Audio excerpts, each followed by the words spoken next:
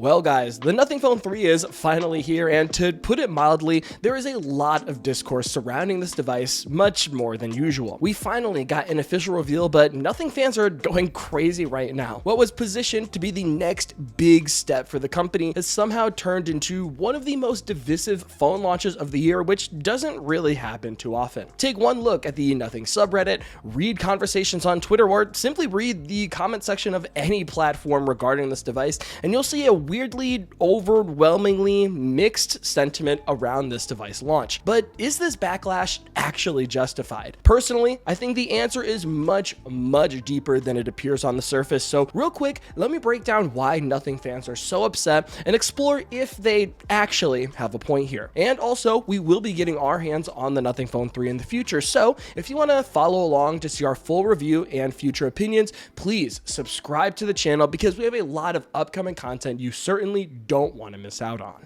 Getting started here, probably the number one biggest complaint is the design. It seems like a lot of people dislike it, and from what I can tell, there are a few key reasons for it, with the biggest one being the departure from the original Glyph LED lighting strips that put Nothing on the map in the first place. From the Phone 1 to the 3A Pro, I think they were super recognizable, that made a bold statement of a minimalist, clean aesthetic that gave the device some unique character on an immediate first look. And with the Nothing Phone 3, we have traded those elegant light strips for what is effectively a small secondary display on the back, which is indeed something we have seen in many phones before. It seems like we've moved from something unique and one of a kind in the Android space to something a bit more common, which I think is a little jarring for a community built around those LED light strips. But I think it's more than fair that we look at why Nothing made this change before we judge so harshly. Objectively, the new Glyph Matrix LED display on the back is much more functional than those old LED light strips, no questions asked. It's a big change that comes with a ton of new functionality, like displaying caller IDs and contact-based notifications with custom little pixelated avatars. There's also a whole new collection of tools and quote-unquote Glyph toys, like a stopwatch, a digital clock,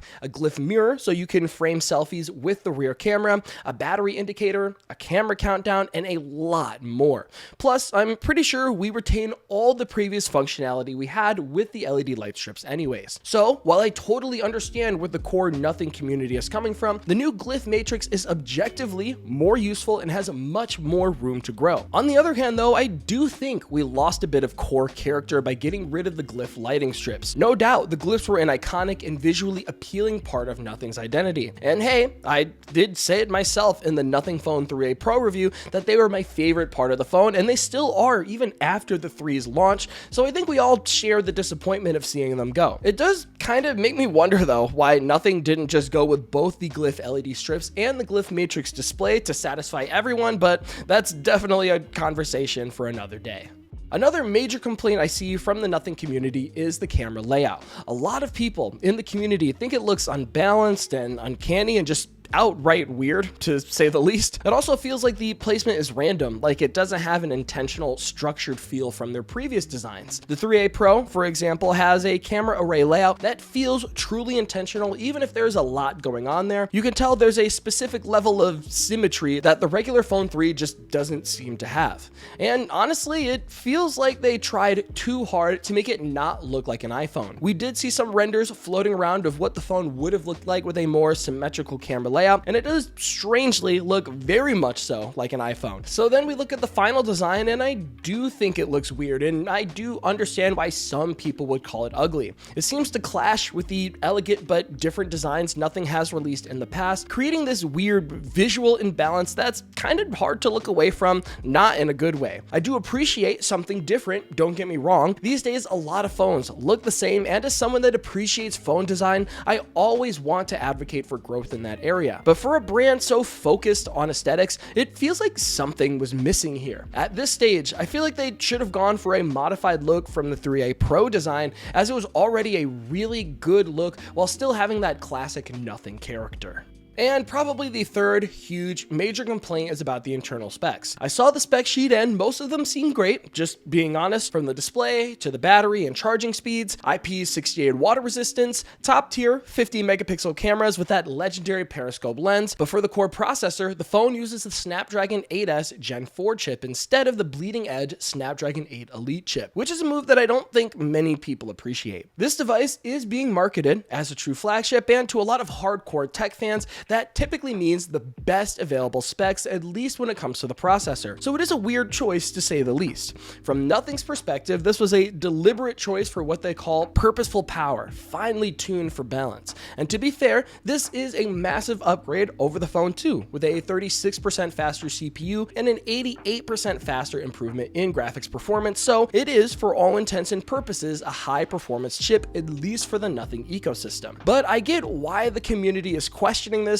as the 8S isn't the absolute best that's available right now. Based on benchmarks from Nano Review, the standard Snapdragon 8 Elite is definitely a huge jump in performance from the 8S Gen 4. It scored 32% higher in Antutu benchmarks, and in Geekbench 6, it showed a 46% advantage in single core and a 41% advantage in multi-core performance. It was also a better performer in gaming, so yes, while the Snapdragon 8 Elite chip is objectively better, looking at these benchmarks, the 8S Gen 4 isn't too far behind, which is likely a key reason why Nothing chose this, plus it was probably a bit more affordable. Paired with a bigger, denser battery that uses silicon carbon technology and Nothing's stellar reputation for optimizing their software, I think this phone will have insanely good battery life as one of its biggest selling points. So at least on paper, I can see why the community feels like the phone 3 is a bit underpowered for a flagship, but again, we have to give Nothing credit as they're known for optimizing their software incredibly well. So I think they'll be able to get the most performance possible out of this chip. And not to mention, and I'm really not trying to be a jerk here,